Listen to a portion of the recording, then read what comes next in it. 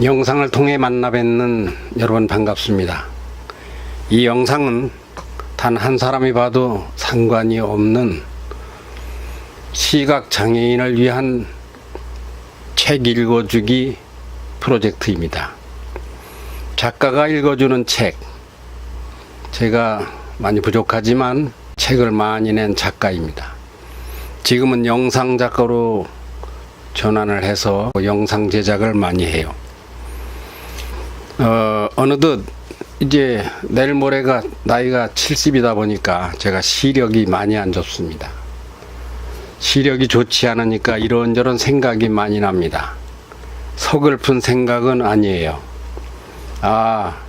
참 여한 없이 글을 많이 썼다. 눈을 많이 썼다. 이것이 저에게는 대단한 가치라고 자칭 느끼는 사람입니다. 그러나 시각장애인은 제 책을 사서 볼 수가 없어요. 단 한 분이라도 그런 분이 만일 제 책을 이 영상을 통해 만나 듣게 된다면 얼마나 좋을까.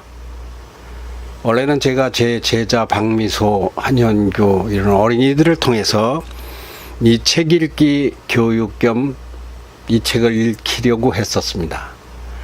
그런데 좀 무리가 가요. 첫째는 아이들이 시간이 없어요.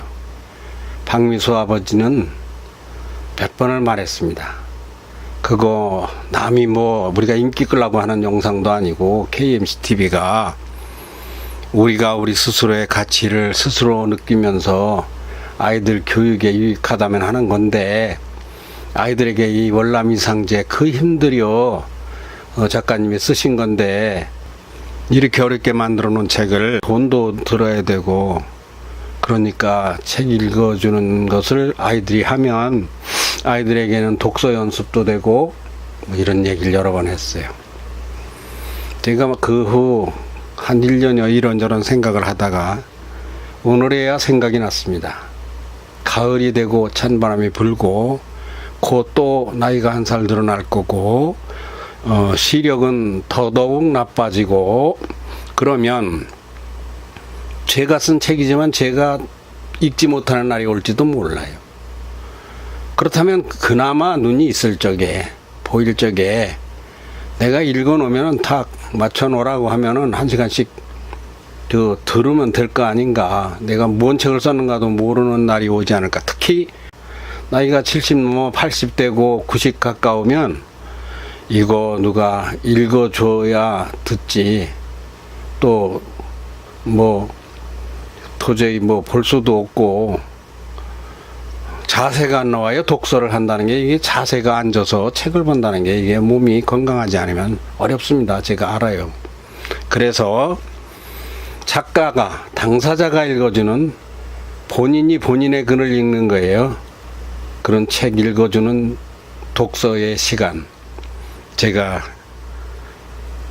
이런 생각을 해서 이 영상을 이제 첫 회를 제작합니다. 만에 하나 혹시라도 저게 뭐 하는 건가 그런 생각을 하시는 분은 안 보셔도 상관없고요. 그렇게 말씀하셔도 괜찮습니다. 사람은 다 자기가 생각하는 대로 살되 스스로에게나 위로 하늘을 아래로 땅을 우러러서 부끄럽지 않은 삶을 산다고 할 것 같으면 된 거예요. 그래서 제가 직접 읽어야 속도감도 있고, 또 그나마 이제 또 치아도 또 더 나빠지면 발음도 더 어려워질 거 아니겠어요. 이나마 치아도 있고 시력이 있을 때 월남이상제 선생 5권에 도전을 하는 겁니다. 여기 이게 그 5권인데 이 성경책 한 권하고 글자 수를 거기다 맞춘 거예요. 이 선생님이, 스승님이, 월남 스승님이 YMCA에서 기독교 활동을 하신 분으로 잘 알려져 있는데, 실은 이제 앞으로 혹여 끝까지 들어보신다면 아시겠지만 이분은 대한민국을 세운 할아버지입니다. 씨앗을 뿌린 분이에요. 대한민국을. 지금은 이해가 안 갈 거예요. 이승만 박사가 나라를 건국했다면 이분은 이승만 박사 같은 애국지사들을 길러낸 보이지 않는 분입니다. 그러니까 이승만 박사가 국부라고 한다면 국조가 있어요. 국조, 나라의 할아버지. 누구일까요? 예, 월남 이상재 선생입니다. 제가 지금 공연히 하는 말이 아니고 이 책을 들으시면 알게 돼요. 뭐 손병희 선생 같은, 혹은 뭐 이종일 선생 같은 그 민족대표 33인 있잖아요. 그분들이 우리나라의 국조입니다. 저는 대한민국 태동기 역사를 쓴 사람이거든요. 재미있고 없고 그런 것으로 평가를 하지 않으셨으면 좋겠습니다. 나의 후손들이나 제가 훗날에 듣고 그리고 책을 써놨으면 또 어떻게 이렇게 영상으로도 영상 작가로 이제 바꿔서 하니까 영상으로 하면 좋지 않겠어요? 네, 그래서 이 영상을 펼치고 이 영상이 1시간 6분 46초네요. 이 영상에 맞추어서 이제 제가 소리는 이제 두 가지가 같이 있으면 소리가 크면 안 되니까 소리는 줄이고 영상은 보시면서 그러면서 여기는 한산, 서천 한산 월남 이상재 선생 생가인데 여기를 가서 생가 일대를 어린이 리포터들과 한국 보여주기로 갔던 그 영상이에요. 그러니까 이것을 배경음악이다, 배경화면이다 생각하시고 이게 끝나면 제가 끝을 냅니다. 1시간 6분 뭐 앞에 좀 제가 먼저 인사의 말씀을 드려서 좀 더 길어지겠습니다만 아무튼 그렇게 하겠습니다. 월남 이상재 제1권입니다. 민족의 스승 월남 이상재. 안녕하세요. KTV 어린이부터 박미소 인사드립니다. 안녕하세요. 코리아 멘탈 컬처 TV 어린이부터 한영기 인사드립니다. 네. 파주에 있는 한국출판단지 한국학술정보에서 만들었습니다. 인터넷이나 이런 데 검색하면 이 책이 있어요. 제가 책을 사라고 하는 광고하고는 전혀 관계없어요. 예. 그럼 시작하겠습니다. 제1권 서문. 초고지필 4년 만에 이 책 민족의 스승 월남 이상재 전 5권을 출간하며 다시금 책을 쓴 목적이 무엇인가를 생각해 본다. 우려되는 것이 있다면 책도 재미가 있어야 읽을 텐데 라는 것이다. 재미없는 책은 가라. 고생스럽게 쓴 책이 읽기도 힘들고 재미가 없다면 작가 책임이다. 이런 측면에서 접근하면 이제부터라도 열심히 공부해서 만화책을 출판해야 할 모양이다. 통계는 모르지만 일본에서 쓴 드래곤볼 등 1억 부를 넘긴 만화책이 몇 가지나 있다는데 현재 눈이 어두워서요. 이 안경이 아니네요. 안경이 제가 3개 이걸 썼어요. 어쩐지 그렇지 않아도 눈이 어두운데.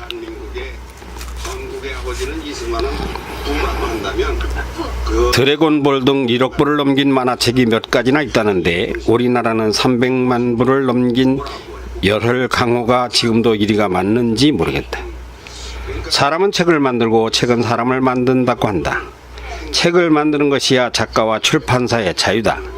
이처럼 책은 비교적 쉽게 만들 수 있으나 과연 사람이 책을 만들기는 천배 만배나 어려운 일일 것이다. 월남 이상재 민족의 스승 애국지사 과연 재미있는 책이 될 수 있을까? 또 독자들 모두가 공감하여 스승으로 모시기에 좋은 책일까? 저자에게는 큰 고민이 하나 있다. 한국학술정보주가 추구하는 학술적 가치를 넘어 정말 재미있고 유익한 책으로서의 가치를 충족시킬 수 있을까 하는 것이다. 재미라는 본성, 잘은 모르나 감동의 눈물이 흐르게 하거나 많이 웃도록 하는 것일 수 있다. 아니, 눈물은 사양하고 웃기는 것도 아니라면 과연 관심을 가질 만한 주제가 되는지, 그 주제에 빠져드는 집중 효과일 수 있겠다. 읽어서 뭔가 충족되는 맛이 있는 책이라니 더더욱 어려워진다. 부족한 저자와 한국학술정보주가 한국인에게 좋은 밥상을 차려 올린다. 재미도와 학술적 가치로 그만하다고 차려내는 이 책은 가벼운 재미가 아니다. 또 어렵기만 한 고도의 학술 분야 전문 서적도 아니다. 모두가 재미있게 읽고 나면 행복해지는 책이 됐으면 하는 바람으로 세상에 내놓는 역사 다큐 소설이다. 이 책의 주제를 한마디로 말하면 당신이 곧 민족의 스승이 되어달라라는 메시지다. 훌륭한 스승이 될 만한 인물과의 학술 한마당에 모시는 초대장이 될 것이다.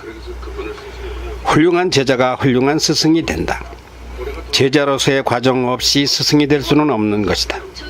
이 같은 명제를 밝히기 위해 여기 제자 중에 제자, 즉 참 제자이자 걸출한 스승 월남 이상제를 소개한다. 그는 무엇을 배웠고 어떻게 생각하였으며 과연 어떤 행동을 펼쳤는지 그의 학종 사행을 추적해보고자 한다. 곧 생각하고 행동하는 모든 것에 배운 바 그대로를 따른다는 이상제 선생을 통해서 말이다. 민주주의의 선봉자, 애국, 애족, 애민의 표상, 일찍이 다가올 세계화 시대를 미리 보고 앞서 개척한 선각자, 청렴 결백의 상징, 열심히 배우라는 주장을 편 교육학의 거목, 자유언론과 의회민주주의를 일구어낸 드높은 기상, 나라가 위태롭던 구한말 자신을 던져 세운 자립, 자강의 올곧은 정신, 일제에 함몰된 나라를 되찾아 세운 애국지사의 아버지 건국의 조부, 바른 생각과 의지를 펼친 한국 언론계의 대부. 월남 이상제 선생을 단 몇 줄로 요약하라 한다면 태산 앞에 오르지 못할 벽과도 같다.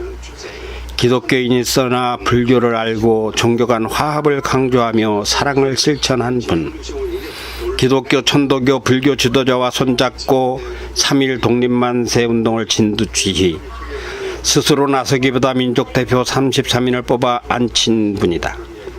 이승만, 서재필, 윤치호, 이승훈, 국호발환자 신서구 등 수많은 애국지사의 어버이처럼 30대 청년 지식인으로 하여금 자주독립과 새로운 대한민국 건국의 기초를 다지는 총 기획과 연출, 감독을 한 분이 월남 이상제 선생이다. 홍익인간, 조금 줄일게요. 그런데 이제 이렇게 만드는 거야. 할아버지. 아무리 줄여도 그러네요. 예. 껐습니다. 화면을 보세요.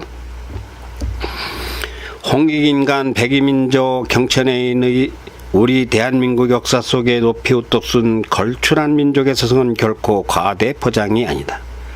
그런데 지금 대한민국은 잊으면 안 될 위대한 스승을 잊고 있다.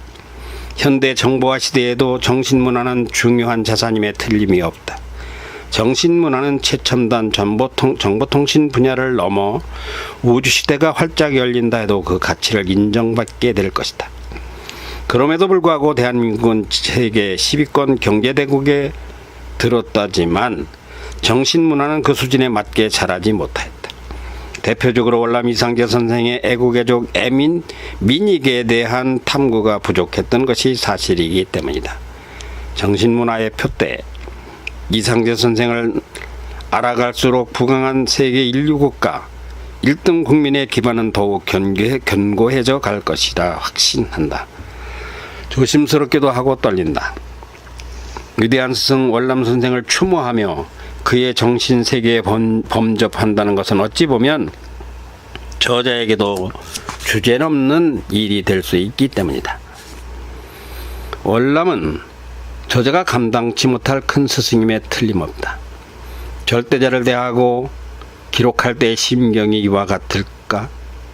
부디 이 떨리는 마음을 전 5권을 완독한 독자들에게도 공감하길 바랄 뿐이다. 저자는 복된 사람이다.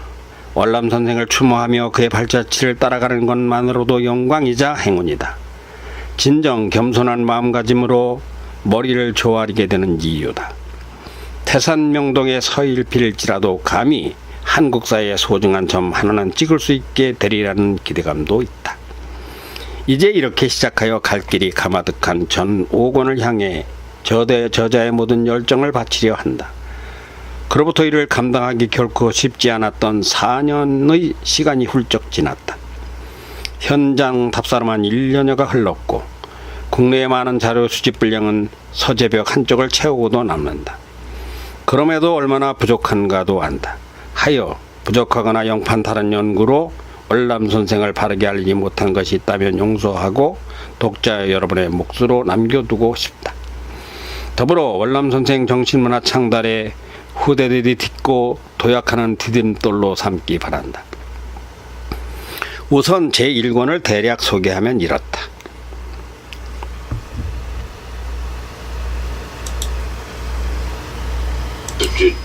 집주기 추모식도 하고 그럴 거야. 우리는 그 미리 온 거지. 그때 오면 사람이 너무 많으니까 400명씩 와. 네. 400명. 그럼 어디 뭐 뒤에는 갖고 가보자고? 예요. 여기요. 뒤에는 옛날만 우선 제1권을 대략 소개하면 이렇다. 화장실이 뒷까지. 몰락하여 빈곤한 선비의 후손으로 태어난 월남 선생의 출생과 유년 시절, 그리고 뒤란이라래 뒤란. 할아버지. 뒤란은 딱막 시소. 예, 죄송합니다. 출생과 유년 시절, 성장 과정과 민족적 스승으로서의 기초가 되는 배움의 과정, 당대의 정치사회 환경, 특히 철종과 고종임금 등극 당시의 시대 상황 속에서 배움의 환경 조건이 얼마나 열악했는가와 더불어 이를 극복하고 학문의 큰 줄을 잡아가는 과정을 다룰 것이다.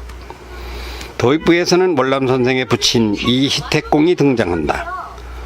부모의 면면과 그들의 자식을 낳아 기르는 과정 등은 현대에도 인생에 충실한 교과서가 될 수 있다는 것이 저자의 생각이다. 이어 월남 선생을 가르친 네 분의 스승이 등장한다. 아울러 구한말 당대의 역사도 다루어지게 된다. 이 부분에서는 작가적 상상력이 동원되기도 했다. 당대의 희미한 역사적 조각을 맞춰가며 기록에는 남아있지 않지만 재미있는 대화체로 서술해 나간 점이 특징이다. 하지만 역사의 줄기를 왜곡하거나 해치지 않도록 세심한 주의를 기울였다. 부모가 월남을 낳았다면 스승들은 월남을 우리 민족의 큰 스승으로 길러내는 역할을 감당했다고 본다. 부모는 CEO, 스승은 농부다. 좋은 시도 중요하지만 이를 잘 길러낼 좋은 농부 역시 더없이 중요하다. 제1권을 통해 참다운 제자로서의 삶을 살기로 다짐하고 나아가 부모와 스승의 참 역할이 무엇인지 깨닫는 독자가 있다면 더 바랄 게 없겠다. 이번에 월남 미상제 민족의 스승 전 5권을 출간하며 특별히 감사할 곳이 있다. 한국학술정보주가 시대와 역사적 사명을 띠고 이 책을 출판하고 있다. 이 감사의 결실이 800만 전국 학생들과 역사학도를 비롯 우리 후손들의 정신문화의식 도약에 유익한 밑거름이 되길 바란다.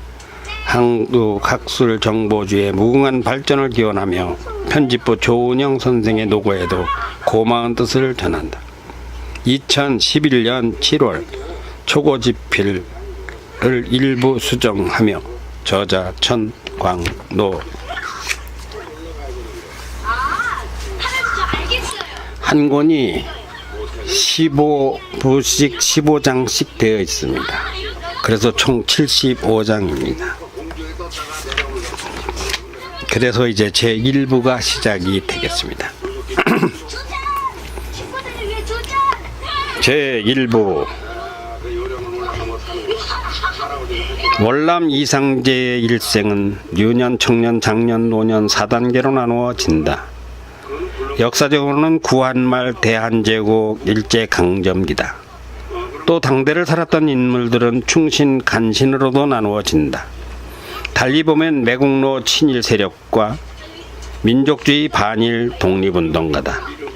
어떻게 나누든 월남 선생을 통해 알 수 있는 것은 민족화합, 자주자립 자강 의기를 실천하며 포용하는 사상체계다.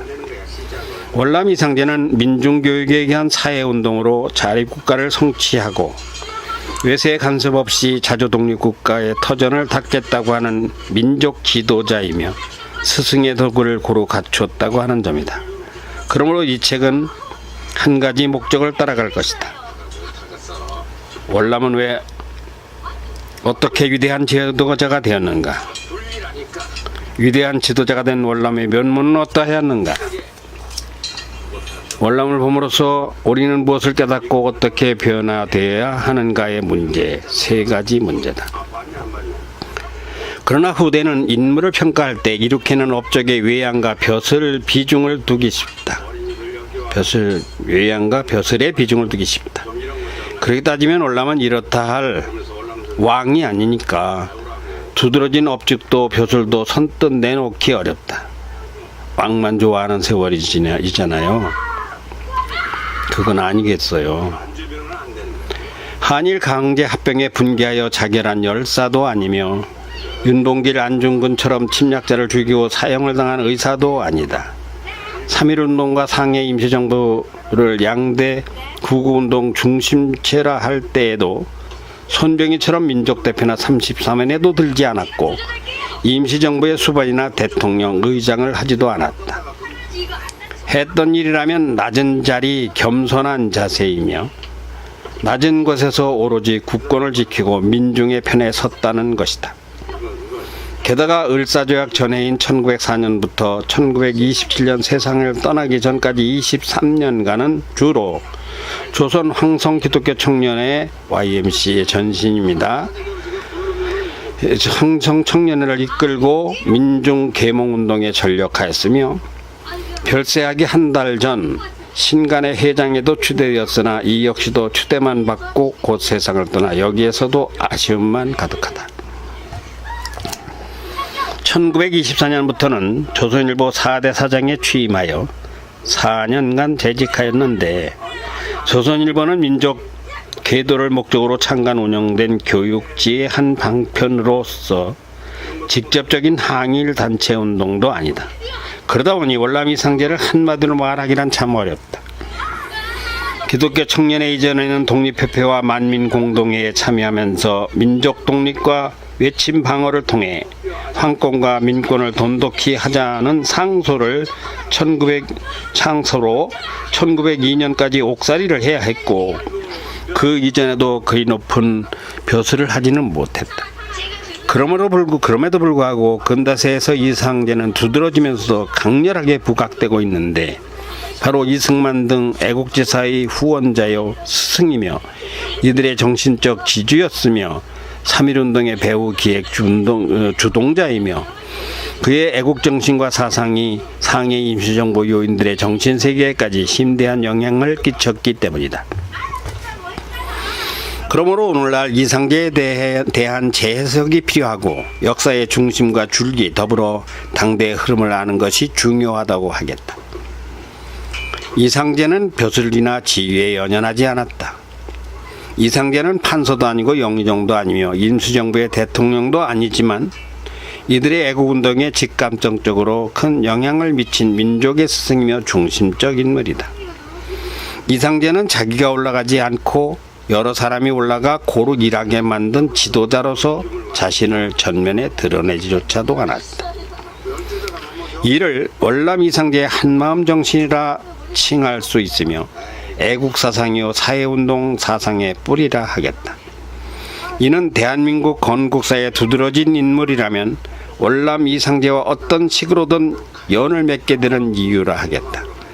우리가 누구든 애국자 한 분을 뽑아 추앙한다고 하더라도 잘 살펴보면 월남 이상제가 그 모든 한 분 한 분을 길러내기 위해 자신은 희생의 미랄 토양이 됐다는 사실을 알게 된다.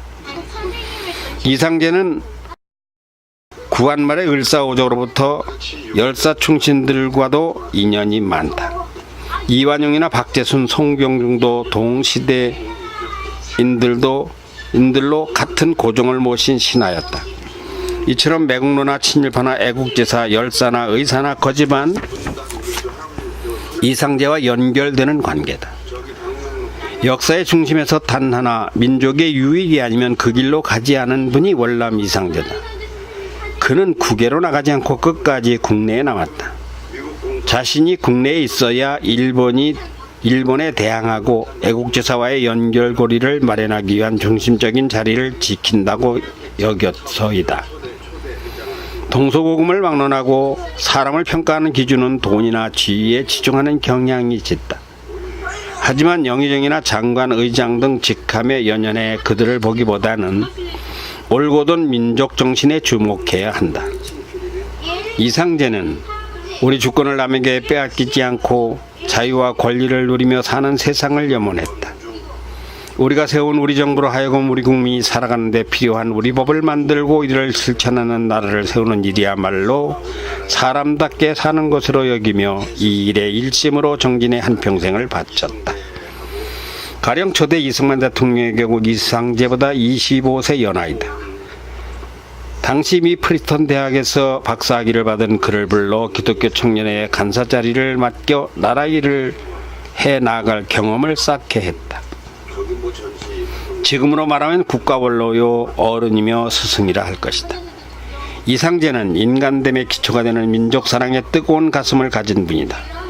그러므로 민족은 뒷전이고 눈앞에 이득의 혈안이 되어 인간의 양심과 국권도 모른다 하는 매국노 냉혈한들이 설치는 그 세월에 우리 민족 영원한 미래의 행복한 삶을 위해 노구를 이끌고 나라의 일꾼 키우기에 일생을 바친 월남 선생의 일생은 민족사의 영광이며 찬란한 빛이다. 이상제 사상은 확연하다. 인간다운 세상에서 누구나 고루 차별 없이 평화롭고 자유롭게 사는 것이다. 나만 그렇게 사는 게 아니라 우리 민족 모두가 그렇게 사는 것이다. 그것은 내 것을 가지고 열심히 일해 마음 편하게 살아야 마땅하고 자유를 침해하거나 마음을 불편하게 하는 뇌세는 반드시 물리쳐야 한다는 자주자리 민주 사상이며 평화 사상이다. 또 우리 민족은 모두 하나라는 사상이다.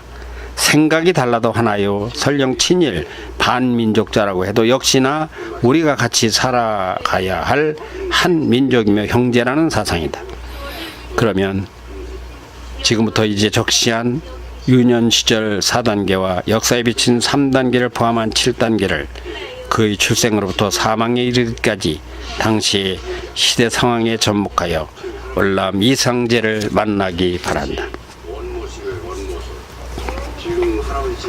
출생 당시의 왕실과 시대 상황. 때는 지금으로부터 162년 전 2조 제25대 임금 강화 도령이라 불리는 철종 임금이 즉위하던 1849년 다음에 1950년 2월이다. 당시 공충도, 현 충청도, 공충도라 부르던 한산 땅에 고려말 충신 삼은 야은 길제, 포은 정몽주, 목은 이색, 삼은 중 한 사람인 목은 이색의 15대 손 희택공이 밀양 박씨를 아내로 맞아 맏아들 이상제를 잉태하던 해 겨울이다. 수북한 눈길에 눈돌아 갇혀 희택 부부는 집안에 갇히고 말았다. 그날 밤 박씨 부인은 용꿈을 꾼다. 청룡이 아니었다. 누런 금비늘이 달린 황룡이다. 우렁찬 천둥소리를 내며 하늘로 솟아오르는데 갑자기 벼락이 치자 순간 날던 용에 목이 잘린다. 그런데 이상한 것은 몸통은 아래로 떨어졌는데도 용머리는 끄떡없이 하늘로 치솟아 한없이 올라간다. 같은 시각 아버지 희택도 꿈을 꾼다. 꿈에 희택의 중시조 목은 이색 할아버지를 만난다. 대궐에 큰 잔치가 열리고 있다. 홍포를 입은 왕이 용상에 앉았고 대신들의 관복이 휘황찬란한데 유독 희택의 할아버지 목은 이색만 관복을 입지 않아 초라하다. 그런데도 상감마마는 이색을 불러 용상 옆자리에 앉힌다. 상감마마와 이색이 손을 잡았다. 일어서자 문무백관이 우렁차게 하례를 올린다. 그리고 부부 둘은 잠에서 깬다. 박씨 부인은 화들짝 놀라 일어나고 희택은 조용하게 서서히 잠에서 깨어난 것이다. 꿈도 참 이상하네. 희택이 먼저 입을 열었다. 목은 할아버지가 다 보이시다니. 그러자 유씨 부인도 꿈 이야기를 한다. 나도 꿈을 꾸었어요. 용은 용인데 청룡이 아니고 황룡 꿈을 꾸었어요. 뭐야, 용꿈? 희택이 반기며 물었다. 용꿈이요, 정말? 박씨가 식은땀을 닦으며 일어나 앉자 희택이 물었다. 예, 틀림없는 용꿈이었거든요. 그런데 왜 꿈이 이렇지요? 이렇다니? 말을 해봐요. 목이 잘린 황룡이었어요. 뭐요? 좀 더 자세하게 말을 해봐요. 박씨의 꿈은 길지도 않았다. 부인은 우물가에 있었다. 순간 갱음이 울려 바라보니 장밭들, 암내똥 넘어 오라리 뜰을 가로질러 흐르는 개천에서 거대한 황룡이 용트림을 하며 하늘로 솟아오르는 것이다. 일광째를 휘감더니 일광사를 돌아 관모산 감투봉리로 솟아오른다. 그러나 곁에서 보도 생생하여 손바닥만한 황금 비늘이 번뜩인다. 이때다. 한참을 솟구쳐 올라가는데 갑자기 용의 목이 부러져 몸통은 아래로 떨어지고 용머리만이 계속해서 하늘로 올라가더라고 하는 꿈이다. 여보, 그런데 목이 잘린 용이 어떻게 하늘로 그냥 올라갈 수가 있을까요? 아주 잘 올라갔거든요. 순간 희택은 문득 용꿈이 불안하다. 왕손이 아니면서 용꿈을 꾸다니 이 어인 일일까? 게다가 목이 부러져 머리와 몸통이 분려되었다는 이 개이한 꿈이 무엇이라는 말인가? 순간 박씨가 꾼 꿈이 태몽이라는 생각이 들자 갑자기 무섭고도 걱정이다. 태몽인 것 같은데. 글쎄, 태몽인도 같고 모르겠어요. 그런데 무섭기도 해요. 박씨가 몸을 떤다. 희택도 범상치 않아 무엇인가 눌리는 듯하다. 태몽 꿈이 여러 가지라지만 용꿈은 좋지 않은 꿈일 것 같다. 더구나 목이 부러지기까지 했다면 이게 또 무슨 징조일까? 불길한 징조일 것도 같고 아닐 것도 같기도 하고. 희택은 순간 생각이 멎는 듯하다. 문득 태몽 꿈이 아니었다면 좋겠다는 생각마저 든다. 여보, 당신이 꾼 용꿈은 아무에게도 말하지 말고 우리 둘만 알고 있읍시다. 왜요? 꿈이 좋다면 너무 좋지만 잘못하면 좋지 않을 수도 있는 꿈 같아서요. 적막감이 흐르는 겨울, 눈 쌓인 깊은 밤, 박씨 부인의 몸이 움츠러든다. 아무래도 그게 태몽 같소. 용은 용인데 우리 집안에서 용꿈을 꾼다는 것이 어디 말이 되고 이게 반길 일이겠소? 지금 24대 현종 임금께서 승하하시고 25대 철종 임금이 보위에 앉으신 지 아직 1년도 안 됐지 않습니까? 조정은 이미 순원항우의 외척들이 차지하였고 아니라도 순조 임금 쪽부터 정순왕의 섭정과 효명세자의 죽음에 따라 헌정을 보위에 앉히신 순원항우의 안동 김씨들이 득세하고 있는 시국에 용꿈을 꾸다니 이것을 반역이라 하지 않겠소? 그러게요. 그런데 왜 그런 꿈을 꾼 걸까요? 나도 모르겠소. 좀 더 생각해 봅시다. 예사롭지는 않다고 보이니까. 여기는 한산 땅. 현 서천군 한산군, 당시 한산군의 영광은 1392년 고려가 멸망하자 명망마저 움츠러든 지 어언 457년이 흘렀다. 여기 작은 들판 마을에서 왕이 태어날 용꿈을 꾸었다면 이를 누가 믿을 것이며 만일 믿었다 하면 이는 더없는 불행이 될 수도 있는 일이다. 그게 정말 태몽이라 한다면 만약 아이가 태어나도 당신의 용꿈은 아예 잊어버리시오. 아이에게 하나도 유익이 없어. 그러니 죽을 때까지 아이에게도 비밀로 하고 죽읍시다. 게다가 목이 부러졌다 하니 이 무슨 낭패란 말이오. 나는 해몽을 못하겠소. 그런데 피는 안 납디까? 박씨 부인이 더욱 두려움에 떤다. 겨울밤 벌판 마을의 날씨는 더 추워지는 모양이다. 전신이 굳는 것처럼 한기까지 밀려온다. 예, 피는 못 봤어요. 아무렇지도 않았어요. 황룡은 아프지도 않은지 아무렇지도 않게 하늘로 올라갔어요. 끝없이 잘 올라갔거든요. 그럼 떨어진 몸은 어찌 됐나 모르. 올라가는 용머리가 눈이 부셨어요. 그걸 보느라고 몸통은 어찌 됐는지 보지를 못했어요. 이게 태몽인지 아닌지 모르겠지만 우리 이렇게 합시다.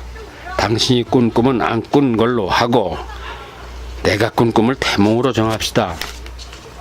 무슨 꿈을 꾸었기에요? 나라에 풍년이 들고 왕실에 큰 경사가 나서 대궐에서 연애를 하는 꿈이었어. 그래요? 그 꿈은 참 좋은 꿈 같네요. 그런데 거기는 당신이 왜 갔어요? 내가 거기 무슨 자격으로 가겠습니까? 간 것이 아니라 보였다는 얘기입니다. 보니까 우리 이색 할아버지가 왕의 옆자리에 앉으셔서 만조 문무백관의 엄청난 할애를 받는 꿈입니다. 어때요? 이 꿈이 좋지 않소? 그렇다. 홍포가 아닌 황포, 황제의 옷을 입은 황제였고 황제는 이색을 불러내어 곁에 앉힌 것이다. 삼정승 유판서가 경하하며 모두 큰 존경을 올리는 꿈이다. 꿈이라고 하는 것이 뭐 따지는 것이겠어. 그 광경을 똑똑히 본 것, 그건 확실합니다. 그러면 만약 그게 태몽꿈이라면 할아버지가 우리 아기에게 큰 벼슬을 주시는 꿈이겠지요? 박씨분이 이제야 기뻐하는데 희택이 짐짓망설이며 입을 연다. 그런데 우리 할아버지께서 입을 열다 잠시 주춤하더니 다시 연다. 여보, 그런데 내 꿈도 좀 이상한 것은 모두가 예복을 차려 입었는데 우리 이색 할아버지만 관복을 입지 않으셨더라고요. 그래요? 벼슬이 없다는 뜻입니까? 그렇다면 그건 또 무엇을 의미한다고 봐야 되지요? 부부는 생각에 잠긴다. 관복을 입지 않았다면 관리가 아니라는 생각에 이 꿈도 별로 좋다고 보기 어렵다는 생각이 든다. 그때의 희택이 입을 연다. 분명 삼정승 육판서 정종일품에서 부품까지 줄비하게 가득 모였는데 우리 할아버지만 평복을 입었다는 것은 벼슬이 없다고 볼 수도 있을 것이나 내 분명히 두 눈으로 똑똑히 보았소이다. 백관들이 모두 읍을 하고 치하하며 우리 할아버지 앞에 고개를 숙였단 말이요. 영희 정도 고개를 깊이 숙이고 한참의 허리를 펴는 것을 틀림없이 보았어요. 그러니 이 꿈이 좋지 않소? 꼭 벼슬을 하지 않았어도 임금이 곁에 앉히고 백관이 몸을 조아리고 할애를 올려 받았다면 벼슬이 문제겠어? 내가 볼 때 우리 할아버지는 그렇게 훌륭한 분이셨어. 그러니 읍을 받지요. 이 꿈 하나만 합시다. 비로소 희턱이 한바탕 웃으며 상기든 얼굴을 편다. 여보, 그런데 나는 지금 우리가 꾼 꿈이 태몽도 아니고 아이와도 상관이 없으면 해요. 내 꿈이 너무 무서웠으니까. 무서울 건 없어. 걱정 말아요. 그런데 꿈에는 하나도 무섭지는 않았었는데 당신 얘기를 듣고 나니까 걱정이 돼요. 허허, 공연한 소리를 했나보. 그래, 걱정치 마시오. 하나만 지키면 돼요. 당신의 꿈은 안 꾼 걸로 하잔 말입니다. 원래 좋은 꿈은 입을 연지 않는답디다. 그런다고 그 꿈이 어디로 가는 것도 아니잖소. 그러나 아이가 생기면 꾼 꿈을 말하지 않는다고 이게 지워지겠습니까? 바로 그 말입니다. 입을 열어 좋지 않으니 담을 자는 것입니다. 아무튼 알았어요. 그래도 어쨌거나 저는 아이가 빨리 생겼으면 좋겠어요. 박씨는 잠이 든다. 희택은 잠이 오지 않는다.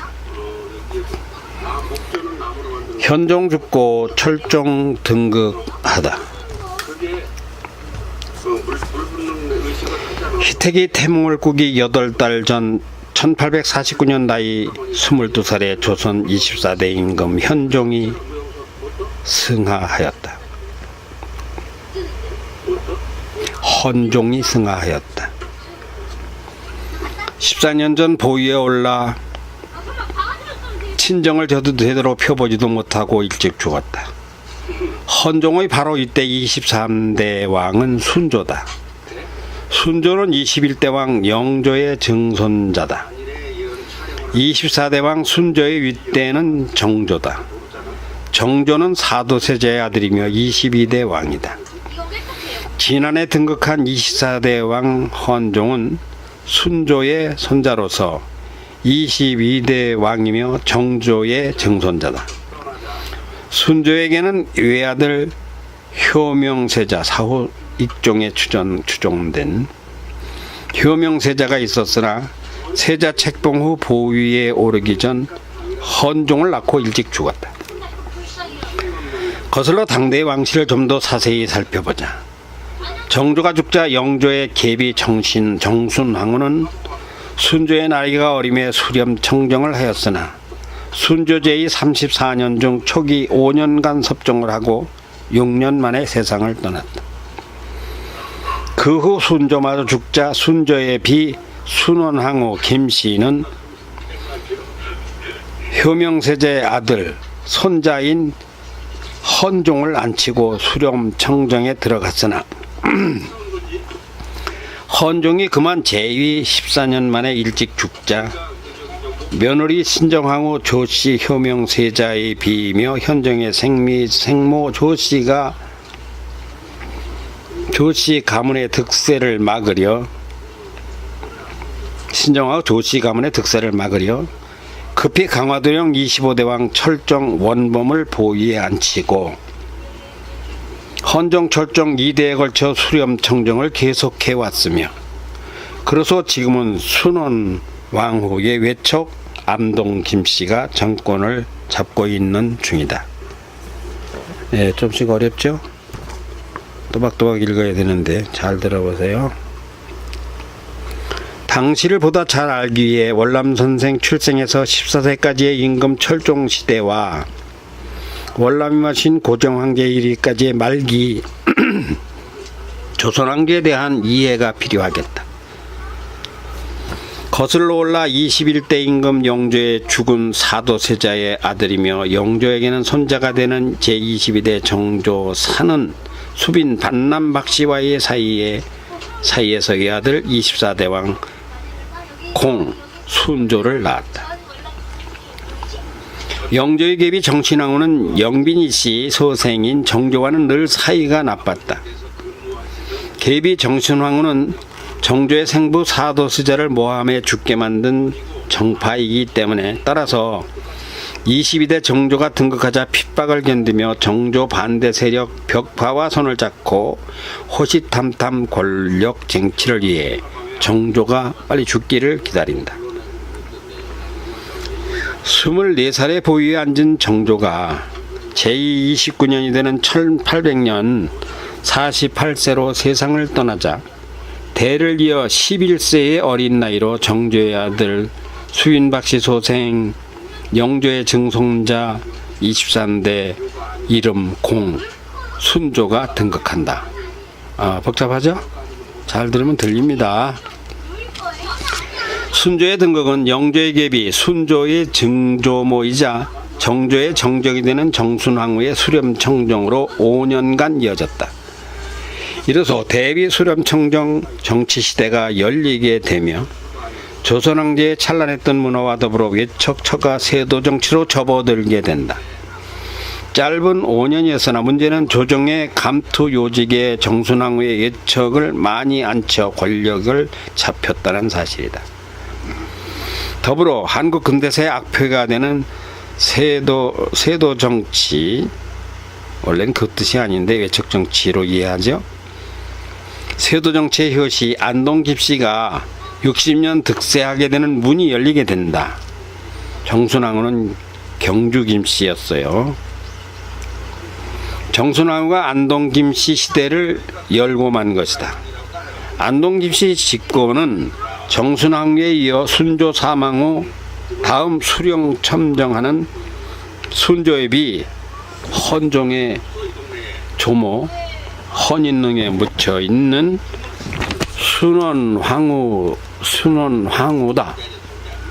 대비 수령 첨정은 이렇게 시작해 이하 4대 임금 고종 초기까지 계속된다.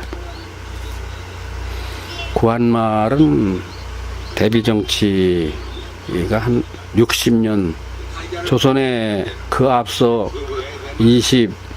3대 이전에는 이 대비 정치가 전체를 합쳐도 얼마 안 돼요. 몇 차례 안 되고 15년인가 뭐 얼마 안 돼요. 근데 여기 계속 이어지고 있죠. 순조는 1834년까지 34년간 보위에 있었고 유일한 아들이 하나 있었으나 일찍 죽었으니 그가 추전된 익종 효명세자다. 다행히 익종은 아들 하나를 낳고 죽었으므로 그 아들이 순조의 뒤를 잇게 되는 24대 왕, 이름은 헌종이다. 순원황후는 헌종의 할머니로서 헌종의 생모 신정황후 풍양조씨 조만영의 딸 풍양조씨 신정황후가 있으나 시어머니 앞이라서 등극한 헌종의 생모지만 힘을 쓸 수가 없었다. 지금 요 대목을 잘 들어둬야 월남이상제 선생의 환경을 이해를 하게 돼. 역사적 당시의 배경을. 중요합니다. 이미 자기 아들이 왕이 되었는데도 신정황후는 수렴을 못한다는 얘기에 시어머니가 계시니까. 그래서 순원황후가 섭정 중이라는 말을 하는 거예요. 궁중법도가 그러하여 수렴청정은 순원황후가 하게 된다. 이리하여 순원황후의 친정 안동김씨네가 주요 권력을 잡는다. 이는 이미 남편 순조 시절부터 조금씩 뿌리내리기 시작한 외척 세력을 더욱 키우게 된다. 그러나 또 제2 14년 만인 1849년, 작년이죠. 월남선생 태어나기 전해죠. 22살의 젊은 나이로 24대 헌종이 세상을 떠나고 25대 왕 강화도령 원범 철종이 헌종의 뒤를 이어 보위에 오르게 된다. 이 해가 1849년, 바로 월남 이상제가 잉태되기 1년 전이다. 잉태되기 전해 이때의 조정은 여전히 순원왕후의 섭정기간이며 헌종이 죽자 강화도령 원범 철종을 왕위에 앉히는 사람도 순조의 비 순원황후다. 이런 연유로 철종제의 기간도 안동김씨 중심 정권이다. 그 후 철종제의 8년이 지난 1857년 순원황후가 세상을 떠나게 되어 신정황후 조대비는 이제야 권례 최고 높은 어른이 된다. 철종제의 8년 1857년 월남 이상제 선생은 50년생이고요. 철종제의 14년 만이요 순원황후가 세상을 떠난 지 7년 만인 1863년 다시 또 25대 왕 철종마저 후사 없이 죽자 또 일찍 죽어요. 권례 제일 어린이 되는 순원황후의 며느리 헌종의 모친 효명세자 즉 익종의 비가 되는 신정황후 정순황후 헷갈리면 안 돼요. 조대비예요. 신정황후가 다음 26대 임금 고종을 보위에 앉히는 일에 직접 참여하게 된다. 대원군 이항과 합심하여 26대 왕 고종을 옹립하면서 첫째로 안동김씨 세력 약세에 접어들게 된다. 대원군과 신정황후는 안동김씨에 대해 거부감이 많던 사람이기도 하였다. 그러나 이로써 풍양조씨 외척 세력이 강해지지는 못했다. 신정황후와의 권력싸움에서 이긴 대원군이 외견상은 신정왕후의 수렴청정이라 하나 실권적 섭정을 하게 됨으로 인하여 60년 무소불위의 권력 안동김씨네와 동시에 신정왕후의 권력도 힘을 잃는다. 그러나 대원군은 신정왕후로 인하여 고종을 세우는 데 성공했고 섭정까지 하게 되니 두 마리 토끼를 다 잡았다. 고종은 사도세자의 사람, 은신군의 아들, 남현군의 장남, 흥선대원군 이항의 차남 명복이다. 바로 월남 이상제가 14세부터 58세까지 4년 동안의 임금이며 오랜 기간 모신 섬긴 왕이다. 보기에 오르던 때는 고종의 나이 12세로서 월남 이상제는 14대가 되는 해다. 그 후 신정왕후 조씨는 1890년 83세까지 장수했으나 고종 옹립 후 곧 권력과는 멀어졌으며 고종제위 38년 만이며 이때 월남의 나이 41세에 세상을 떠났다. 이렇게 대비정치, 수렴정치 시대는 막을 내렸다. 하지만 근대사회에는 또 하나의 여인이 등장한다. 왕의 예가 외척, 세도정치에 한이 맺힌 흥선대원군 이항응이 다시는 대비나 중전의 입김이 부는 여성 정치를 뿌리째 뽑고자 하여 거의 몰락하다시피 한 아주 보잘것없는 여인을 고종의 왕비로 삼기 위해 선택한 사람이 명성황후다. 처음에는 왕후였었죠. 나중에 황후가 되죠. 명성황후 민자영이다. 한국사에서 여인, 중요한 여인 정순왕후, 순원왕후, 신정왕후에 이어 4대 핵심 인물이다. 뜻밖에도 가문은 부실한데 그만 아주 상상도 못하게 똑똑한 여인이 며느리로 들어온 것이다.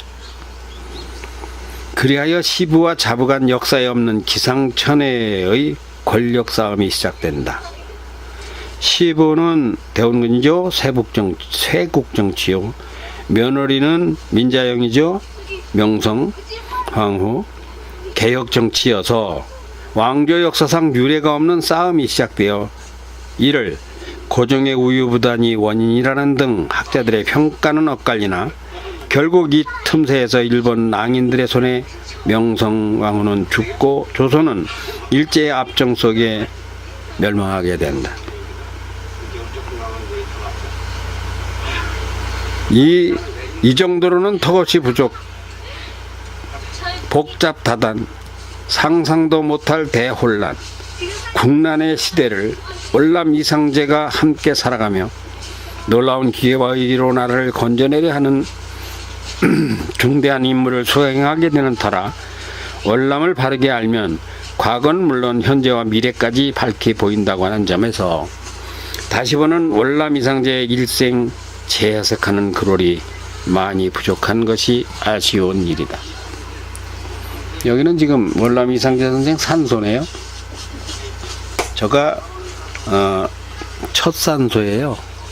저기 계신 월남 선생을 이승만 대통령이 스승님이라고 국립묘지가 없을 때 양주로 모셔갔죠. 그러니까 뭐라고 썼어요?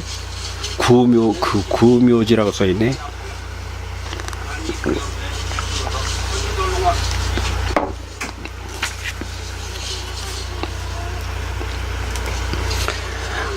왕비의 수렴청정. 수렴청정이란 발렴자와 들이올 수이므로 발을 들이우고 정사를 들으며 왕의 결정을 돕는다는 뜻이다.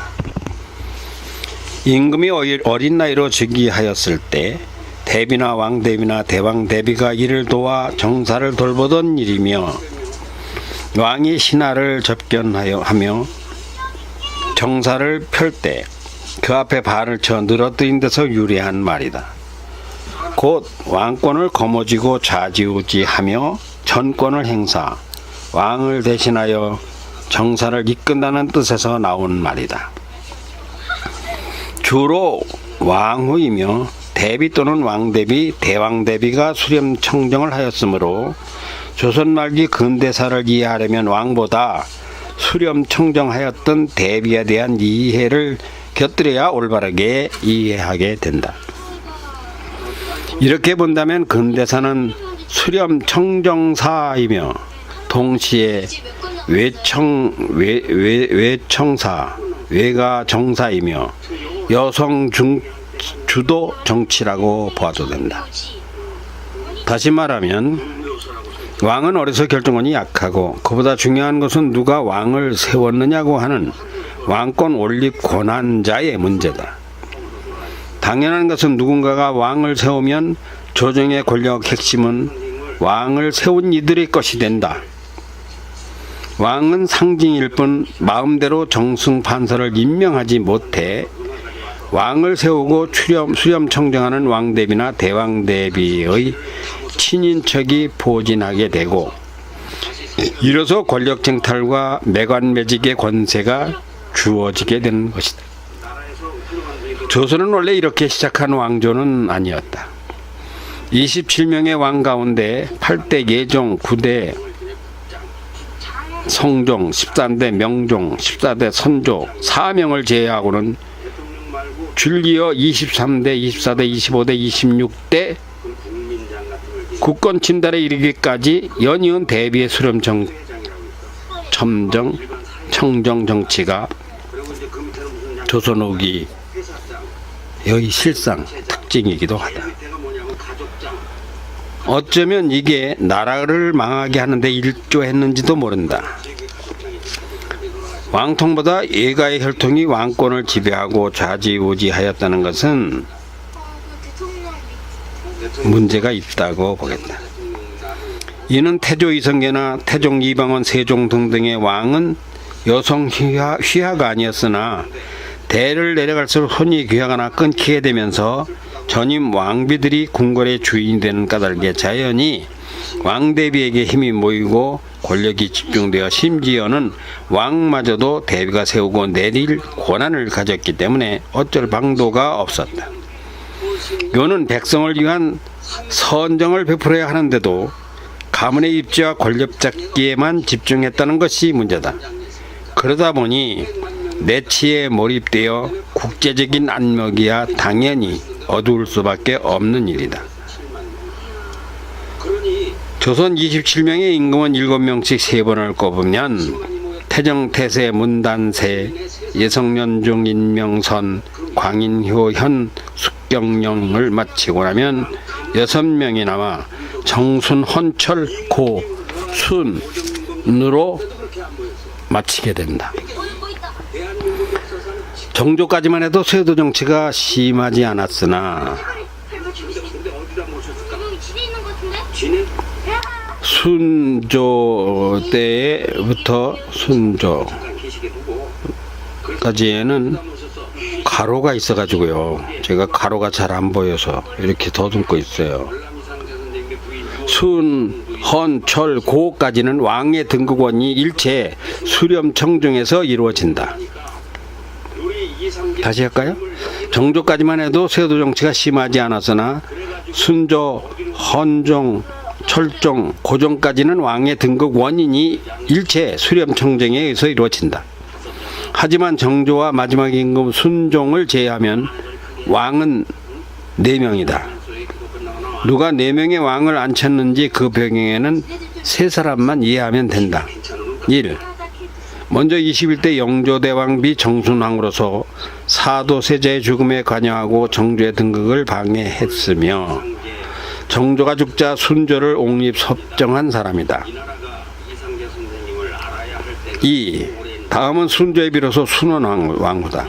순원왕후는 24대 헌정의 생모로서 헌정을 옹립하였으며 헌정이 후사 없이 죽자 철종도 옹립하여 2사람을 임금에 앉히고 60년간 안동겸시 세도 정치의 터를 다진 영안부원군 김조순의 딸이다. 3. 고종을 왕위에 앉힌 사람은 익종의 비이며 헌정의 모 신정황후다. 이들 세 사람은 4명의 왕보다 더 막강한 궁궐의 60년 안주인이었으나 최장수한 신정황후는 대원군과의 권력 싸움에 져서 그러하지 못했다. 위대한 정신문화적 가치와 그 인성을 만민에게 전해 월남이상제의 잉태, 하지만 작은 것이지만 힘을 내겠습니다. 그것은 태몽이었다. 기대반 우려반으로 자주 깊은 생각에 잠겨 꿈을 해석하던 희택은 억지로 아내가 꾼 꿈을 지우려 하였건만 박씨 부인의 태기가 확연해졌다. 자식이란 무엇인가? 희택은 자식을 낳고 잘 기르는 것이 얼마나 어려운가도 알고 있다. 대비섭정, 수렴청정 정치로 가난이 극심하여 잉태하고도 낙태하는 여인이 많았고 출산하고도 잘 기르지 못해 놓쳐버리는 집도 많았다. 아이들이 일찍 많이 죽어 아이들의 원혼을 달랠 장소로 장소도 건지산에 있다. 아이가 죽으면 애장이라고도 하는데 애장을 하여 몽단을 귀신을 눌러야 한다고 돌무덤을 만들었고 원혼을 달래는 장소를 정한 것이다. 그러나 애써 꿈을 지우며 불길한 생각도 지우며 봄을 맞았다. 봄이 되자 박씨 부인은 입덧을 심하게 한다. 잘 먹지 못해 더한 모양이다. 희택과 박씨 부인은 동시에 꾸었던 태몽을 통해 분명 아들이 태어날 것으로 믿게 된다. 여보, 내가 그때 꾸었던 꿈 말이요. 아들이 태어나면 앞에만 말할 것이니 꼭 그리 알아요. 희택이 염려되어 박씨 부인에게 말했다. 앞에만 말하더니 그게 무슨 소리예요? 관복을 입지 않았다는 말은 빼고 만조백관이 경비하더라는 말만 할 것이란 말이요. 같은 값이면 관복을 입으시지 않고 왜 평복을 입으셨는지 이해가 안 갑니다. 희택은 자꾸 불안하다. 목이 잘린 용머리가 하늘을 날아 올라간 것이 무엇을 뜻하는 것인지 알지 못하는 것과 왜 관복을 입지 않은 아버지 할아버지를 뵙게 되었는지도 풀리지 않는 의문이다. 희택은 목은 같은 충직한 신하가 태어나는 것이 자식에게 바라는 소원의 전부다. 백성의 편에서 하늘 같은 왕을 모시고 왕의 총애를 받고 백성의 존경을 받는다면 그 이상 바랄 것이 없는데 꿈이 마음에 들지 않는다. 오랜 날 고심하던 희택은 산에 가서 붉은 소나무 2그루를 캐 울 안 우물가에 심었다. 박씨가 물었다. 웬 소나무예요? 홍송 아닙니까? 이따가 말해줄게요.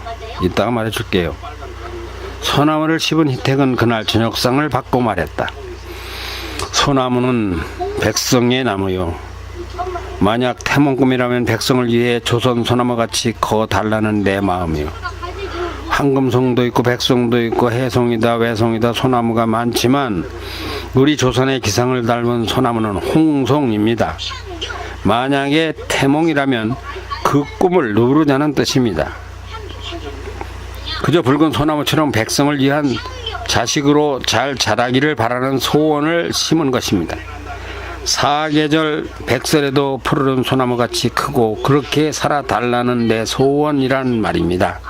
박씨가 고개를 끄덕인다. 그 후 10년이 지나 상제 나이 10살이 되었을 때 희택의 부친이자 상제의 조부 되시는 경만공께서 병세가 유중해졌다. 곧 세상을 떠나실 것 같은 노쇠한 병석에서 경만공이 입을 열었다. 내가 나름 제대로 가르치지 못하고 내가 너를 시력이래요. 내가 너를 제대로 가르치지 못하고 이제 곧 저 세상으로 가게 될 모양이다. 어쩌면 지금 희택은 유언을 받들게 될 것 같다. 아버님, 저는 이만하면 만족합니다. 벼슬을 못하여서도 학문이 무엇인가는 잘 알고 있고 아버님의 뜻을 후대에 이룩하면 되지 않겠습니까? 희택은 경만공을 위로하며 지금까지 굳게 닫았던 입을 열어 박씨 부인과 자신이 꾸었던 태몽을 아뢰었다. 그 꿈이 좋은 꿈이다. 사람이 꼭 관복을 입어야만 하는 것은 아니다. 관복을 입고 아첨하느니보다 평복을 입고 속이 제대로 들어찼다면 그것이 올바른 것이다. 경만공은 또 용의 몸통은 육체라 욕심이며 탐관오리다. 용의 머리가 올라갔다면 그것은 정신이다. 정신은 선 위에 올거든 생각이며 가장 중요한 덕목이다. 학자의 본분은 배우는 데 있지 않고 머리를 채우는 학문 정진에 학자의 본분은 배를 채우는 데 있지 않고 머리를 채우는 학문과 정신에 있느니라. 그러니 네 말대로 그런 꿈을 혼자 간직하는 것이 옳다. 이윽고 너는 내가 못다한 꿈을 이루는 자식으로 잘 낳고 잘 길러 조상님들 앞에 내 면을 세워주기 바란다. 하는 말씀을 남기고 경만공은 세상을 떠나고 만다.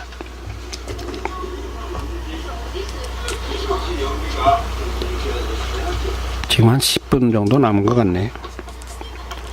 삶이 힘겨운 세월.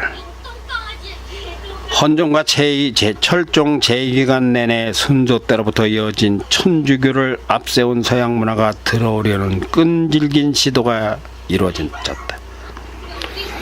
때는 월남의 조부 이경만공 시절이며 순조 시대다. 순원 왕후는 조선 초 제3대 임금 태종 때부터 시행되다 말다 하였던 오가 작통법을 강력 시행, 천주교인을 색출하여 수만 명을 죽였으나 천주교는 여전히 밀려들어와 세남태에서 김대건 신부를 처형하고 영국 군함 사마랑호는 제주도와 서해안 일대를 무단 측량하고 도면을 만들어 가져갔다. 1800년 정조가 승하하던 이때부터 순원항우의 안동시 세력이 강력하게 일어나기 시작하나 제1기간 무력하고 어린 헌종에게는 대처할 능력이 없다. 기근, 홍수, 전염병, 도적이 횡행하여도 대책이 없는 상태에서 조정은 안동김씨의 먹잇감이 되어가고 있다. 이제 이런 헌종이 세상을 떠나고 강화도령 철종이 보위에 앉은 것이다. 21대 왕 영조의 계비 정순왕후는 30여 년 전 이미 세상을 떠났으므로 헌종과 철종을 왕위에 앉히고 섭정을 시작하는 사람은 헌종의 어머니 순조비 순원왕후다. 한 번 더 반복해서 기억을 시키네요. 철종 중이 즉위 한 해 전 월남 이상제 출생 바로 전해의 일이다. 마침내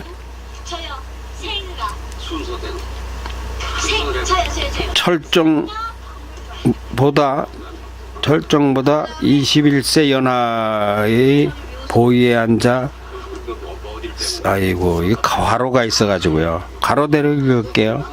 마침내 철종 1831년생 월남보다 19세 연상 흥선대원보다 21세 연하 철종이 보위에 앉아 새해를 맞으니 이때가 1850년이며 이상제는 이해 10월 26일에 출생한다. 역산하면 1850년 2월에 잉태한 계산이 나온다. 이해 겨울 혹독하기 더없이 추웠다. 월남이 잉타되던 1850년 2월은 강원도 울진의 이양선, 안 보던 서양인배를 이양선이라 합니다. 이양선이 출몰하여 우리의 날씨를 관찰하는 후망선에 발포하여 군과 민을 살상하는 사건이 일어났다. 상제가 태어나던 그날 10월에는 서울 장안에 도적이 극성을 부렸다. 백성은 살기가 힘든 때였으나 안동지편에는 뿌리를 깊이 내려 벼슬을 독차지하였다. 바로 2월에 잉태하고 10월에 이상제가 태어난 것이다. 이상제는 고려 말의 충신 목은 이색의 16대 손이다. 7대 손 토종 이지함 이후 이색의 왕대밭에는 아직 왕대가 나지 않던 중에 민족의 스승 월남 이상제가 왕대의 순을 내민 것이다. 이것이 어느덧 집필하던 해, 그때로 따지면 162년 전이다. 지금 이제 164년 전이 되는군요. 이제 첫날 일부를 1시간에 읽었다면은, 이거 75부작인데 75시간을 읽어야 된다는 것 같네요. 그리고 이 1시간짜리 영상을 75부작까지 만들어야 되겠죠. 할라나 모르겠습니다. 하여튼 독서의 계절이니까 열심히 하려고요. 이게 나이 들어 제가 더 바빠요.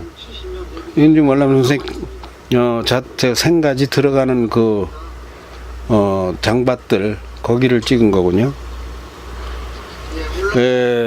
다시 한번 말씀드립니다. 이 영상은 실은 저를 위한, 또 우리 후손들, 제가 나이 들어서 눈 어두워지면 그때 이제 시력 장애가 되면은 듣기는 들을 수 있는데 볼 수가 없는 시각 장애인을 위한 영상입니다. 다음번에는 다른 영상 많으니까 또 다른 영상, 월남 선생 산소한 것도 있고 또 아닌 박물관이나 뭐 경복궁이나 이런데 간 영상하고 이렇게 배경으로 해서 제가 읽어 드리는 그런 순서로 진행하겠습니다. 예, 이제 영상이 끝나네요. 예, 이렇게 마쳤습니다. 감사합니다.